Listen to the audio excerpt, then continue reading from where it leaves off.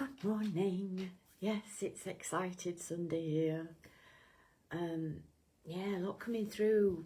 Do you know, where to begin?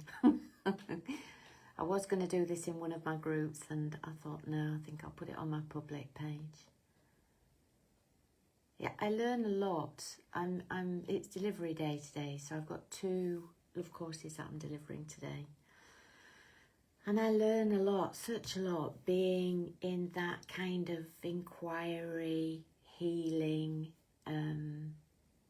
finding out place with others, you know, facilitating.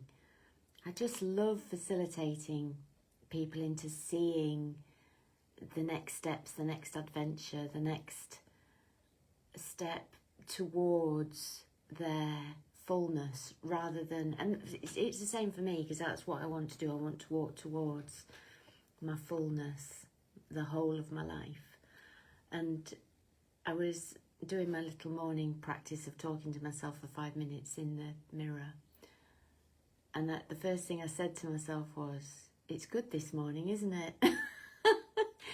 And that's because I've moved through a little bit of transition, a little bit of transformation again.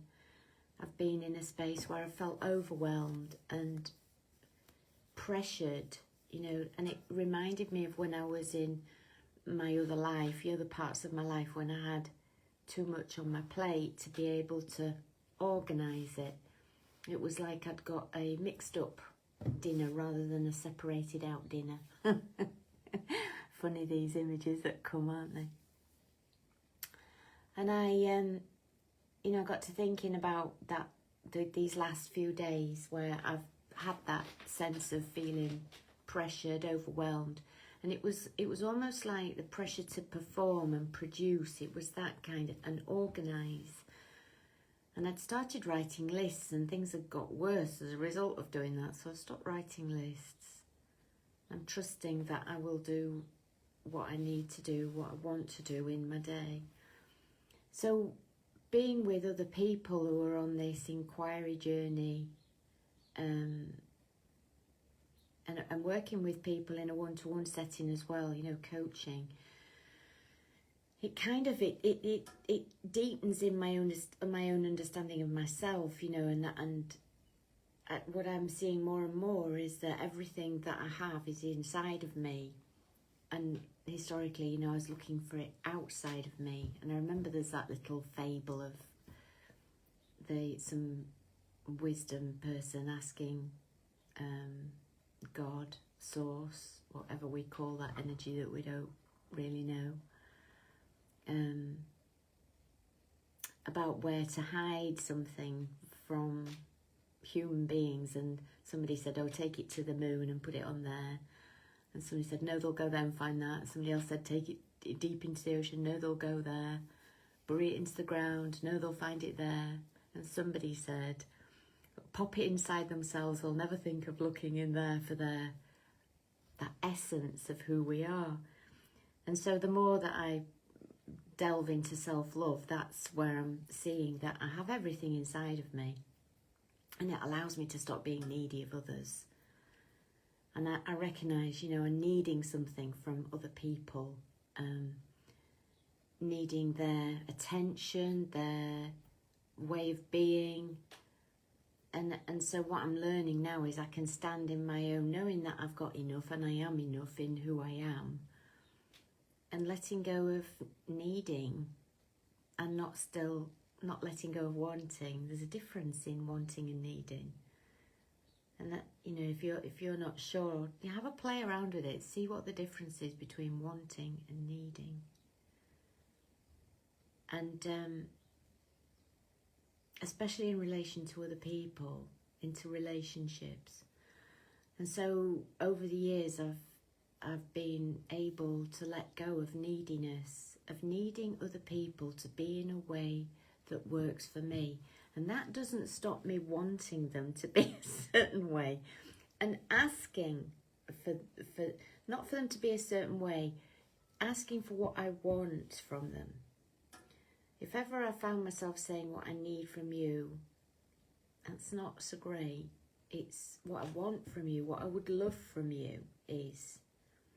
And I see so many of us, especially women, who say, well, they should know what I want. They should know what I need. And I remember myself saying that. And none of us are mind readers, and we have our own map of the world, and we have our own way of feeling loved. And so being specific, finding out for myself what it is that I want from somebody, and then asking if that is available. And sometimes it is and sometimes it isn't. And then sometimes people will work towards giving me what I want. And that's their sort of like kind of growth work. I'm not very good. I'll tell you what, the love languages stuff, how you give to another person. I'm not particularly good at being of service in the practical sense, and I'll be really specific. When Stephen asks me if I'll make him something, there's a little bit of resistance in me. And, I could dig around as to why that is, and I could make myself wrong for being resistant. And I don't. I choose not to. I choose to either say, no, I don't want to do that, which is the truth. And then sometimes I push through and think, yeah, I could do that. And then do it. And then I get a sense of pleasure, and I remind myself that doing that is pleasurable. Somewhere in the past I got ingrained that doing something for somebody else wasn't always received, or it was a demand, not a request, or whatever. So I'm developing the part of the self-love language that isn't the one that I'm most wanting to give, which is I'd like to give him a hug instead, and he never asks for those. So in that sense, we're kind of working in different ways of expressing our love language, and that actually is personal growth, because then I can bring in different types of giving in ways that historically, or because I think I said I'm not particularly good. Maybe the truth is that I'm working towards being good at being of service in that way. So it's asking for what I want. It's funny how there's a resistance in so many, me included, because what if I get a no?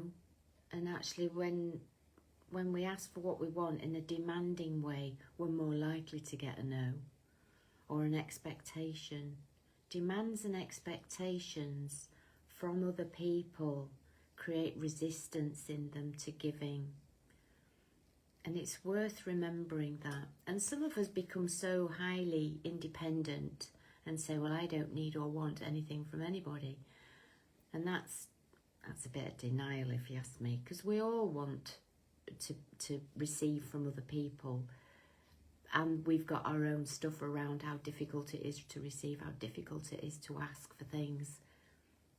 And we do tend to go in with a lot of demands and expectations. So it's worth noticing all of this, that if you've got a sense of, and entitlement, especially in the work that I do around estrangement, sons and daughters who've left our lives, as parents, we tend to think that we've got an entitlement to them being in our lives. And that isn't the case. Nobody is indebted to be in anybody else's life if they don't want to. And that's a bitter pill to swallow for many parents who have been excluded out of their sons and daughters' lives.